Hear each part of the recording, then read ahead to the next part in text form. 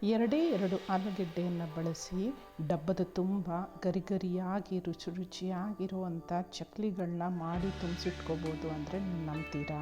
ಸಂಜೆ ಹೊತ್ತು ಟೀ ಅಥವಾ ಕಾಫಿ ಜೊತೆಗೆ ಏನಾದ್ರು ಕುರುಕಲು ತಿನ್ನಬೇಕು ಅಂತ ಅನಿಸಿದ್ರೆ ಈ ಥರ ರುಚಿಯಾಗಿರುವಂಥ ಗರಿಯಾಗಿರುವಂಥ ಚಕ್ಲಿನ ಮಾಡಿ ಡಬ್ಬದಲ್ಲಿ ತುಂಬಿಸಿಟ್ಕೊಂಡು ದಿವಸ ಕಾಫಿ ಅಥವಾ ಟೀ ಜೊತೆಗೆ ತೊಗೋಬೋದು. ತುಂಬಾ ರುಚಿಯಾಗಿರುತ್ತೆ, ಮಾಡೋದು ಕೂಡ ತುಂಬ ಸುಲಭ.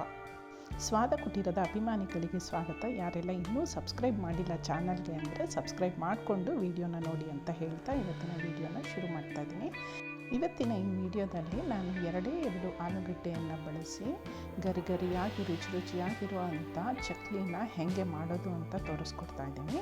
ಮೊದಲಿಗೆ ನಾನು ಆಲೂಗಡ್ಡೆನ ತಗೊಂಡು ಚೆನ್ನಾಗಿ ತೊಳ್ಕೊಂಡು ಸಿಪ್ಪೆಯನ್ನು ತೆಗೆದು ಈ ಆಲೂಗಡ್ಡೆಗಳನ್ನ ಸಣ್ಣ ಹೋಳಾಗಿ ಕಟ್ ಮಾಡಿ ತೆಗೆದಿಟ್ಕೊಡ್ತಾ ಇದ್ದೀನಿ.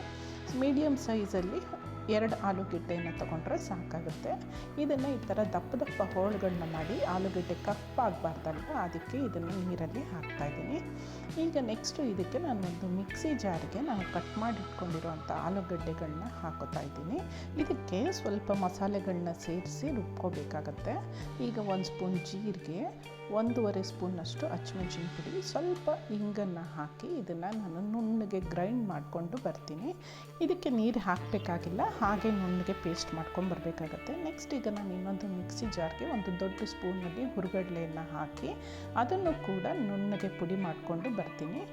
ಈ ಹುರ್ಗಡ್ಲೆ ಪುಡಿ ಹಾಕೋದ್ರಿಂದ ಚಕ್ಲಿ ತುಂಬ ಕ್ರಿಸ್ಪಿಯಾಗಿ ಬರುತ್ತೆ.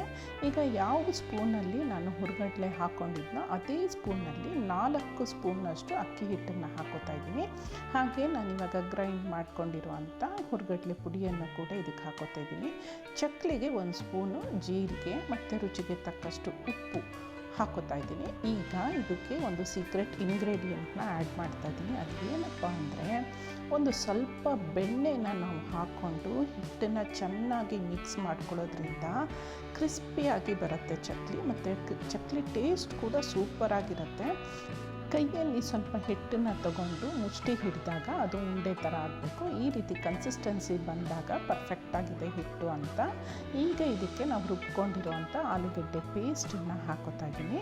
ಮತ್ತು ಇದನ್ನು ಚೆನ್ನಾಗಿ ಮಿಕ್ಸ್ ಮಾಡಬೇಕಾಗತ್ತೆ. ಅಕ್ಕಿ ಹಿಟ್ಟು ಕಡಲೆ ಹಿಟ್ಟಿನ ಜೊತೆಗೆ ಚೆನ್ನಾಗಿ ಮಿಕ್ಸ್ ಮಾಡಿಕೊಂಡು ಹದನ ನೋಡಿ ಸ್ವಲ್ಪನೇ ನೀರು ಹಾಕ್ಕೊಂಡು ಇದಕ್ಕೆ ಕಲಿಸ್ಕೋಬೇಕಾಗತ್ತೆ. ಒಟ್ಟಿಗೆ ನೀರು ಹಾಕಿ ಕಲಿಸ್ಬಾರ್ದು. ಸ್ವಲ್ಪನೇ ಒಂದು 2 ಸ್ಪೂನ್ ನೀರನ್ನು ಹಾಕ್ಕೊಂಡು ಹಿಟ್ಟನ್ನು ಕಲಿಸ್ಕೋಬೇಕಾಗತ್ತೆ. ನಾವು ಇದನ್ನು ಚಪಾತಿ ಹಿಟ್ಟಿಗಿಂತ ಸ್ವಲ್ಪ ಸಾಫ್ಟಾಗೆ ಕಲಿಸ್ಕೋಬೇಕು. ನೋಡಿ, ಈ ರೀತಿ ಪಾತ್ರೆಗೂ ಕೂಡ ಹಿಟ್ಟು ಅಂಟ್ಕೋಬಾರ್ದು. ನಾವು ಬೆಣ್ಣೆ ಹಾಕಿರ್ತೀವಲ್ಲ, ಸೊ ಹಾಗಾಗಿ ಹಿಟ್ಟು ತುಂಬ ಚೆನ್ನಾಗಿ ಬರುತ್ತೆ.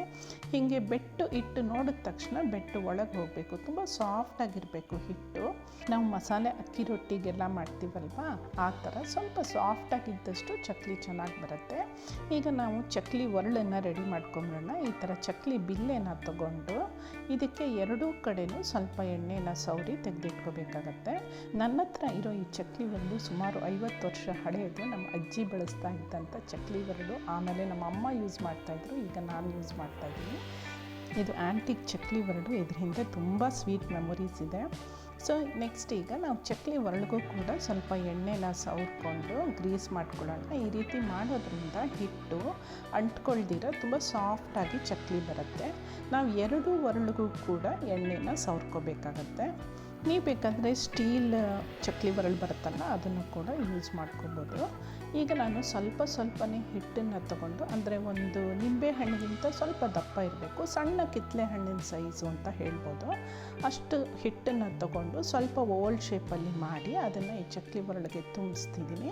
ಮೇಲೆ ಇನ್ನೊಂದು ಒರಳನ್ನು ಕೂಡ ಇಟ್ಟು ಈಗ ನಾವು ಚಕ್ಲಿನ ಒತ್ತೋಣ.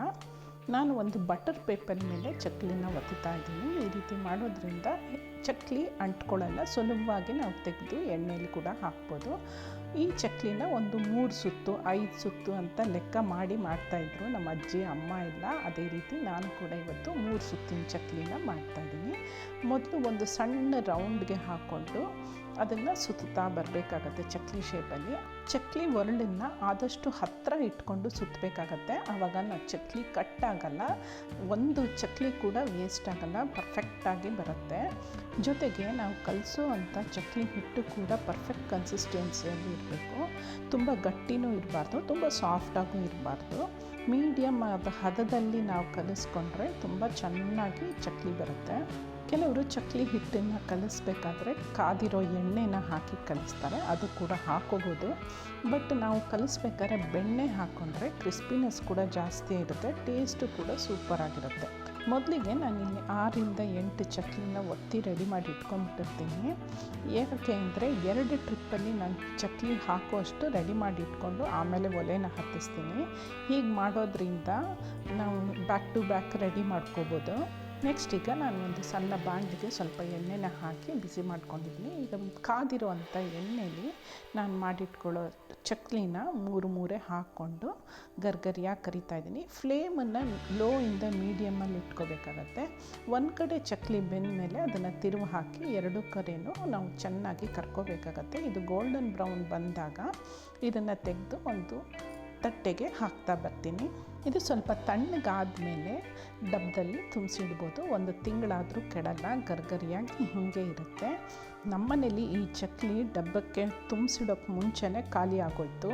ನಿಮಗೇನಾದ್ರು ಈ ರೀತಿ ಆಲೂಗಡ್ಡೆಯಿಂದ ಚಕ್ಲಿ ಮಾಡೋದು ಗೊತ್ತಿತ್ತಾ ಅಂತ ಕಾಮೆಂಟ್ ಮಾಡಿ ತಿಳಿಸಿ. ಹಾಗೆ ನಿಮಗೆ ಈ ಚಕ್ಲಿ ಇಷ್ಟ ಆಗಿದ್ರೆ ಒಂದು ಲೈಕನ್ನು ಕೊಡಿ, ನಿಮ್ಮ ಫ್ರೆಂಡ್ಸ್ ಜೊತೆಗೂ ಕೂಡ ಶೇರ್ ಮಾಡ್ಕೊಳ್ಳಿ. Thanks for watching.